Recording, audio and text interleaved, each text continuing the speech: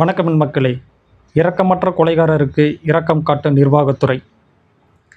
கொலை செய்து குற்றம் நிரூபிக்கப்பட்டு தண்டனை பெற்றுக்கொண்டிருக்கும் கொலை குற்றவாளிக்கு நிர்வாகத்துறை பரோல் வழங்குவது ஏன்?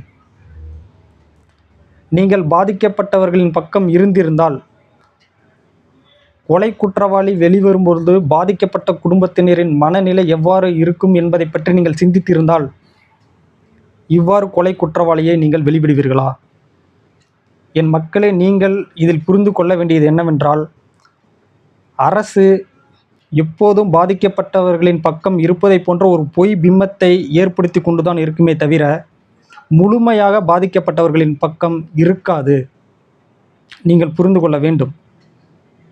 தமிழ்நாடு கொலைக்களமாக மாறிக்கொண்டிருக்கிறது. தினமும் பல்வேறு கொலைகள் அரங்கேற்றப்படுகின்றன.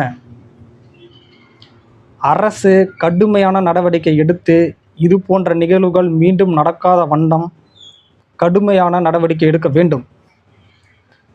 அதே போல என் மக்களே, வருகின்ற தேர்தலில் ஒரு கொலை நிகழ்ந்துருச்சுன்னா, கொலை குற்றவாளியை கண்டுபிடித்து குற்றத்தை உறுதி செய்து 76 நாட்களுக்குள் அவருக்கு மரண தண்டனை நிறைவேற்றப்படும் என்ற வாக்குறுதியை அளிக்கும் கட்சிகளுக்கு மட்டுமே மக்கள் வாக்களிக்க வேண்டும். பணம் கொடுக்குற கட்சிக்கு வாக்களிச்சிங்கன்னா மக்கள் பிணமாயிடுவீங்க. இங்கே உயிர் தான் முக்கியம். உயிர் இருந்தால் நம்ம பணத்தை சம்பாரிச்சுக்கலாம். இங்கே உயிருக்கு பாதுகாப்பற்ற நிலையில் நிர்வாகம் நடந்துக்கிட்டு இருக்கு. அதனால் மக்கள் சிந்திக்க வேண்டும். மக்கள் மாறாதவரை ஆட்சியும் மாறாது. ஆட்சி மாறாதவரை காட்சியும் மாறாது. நன்றி மக்களே.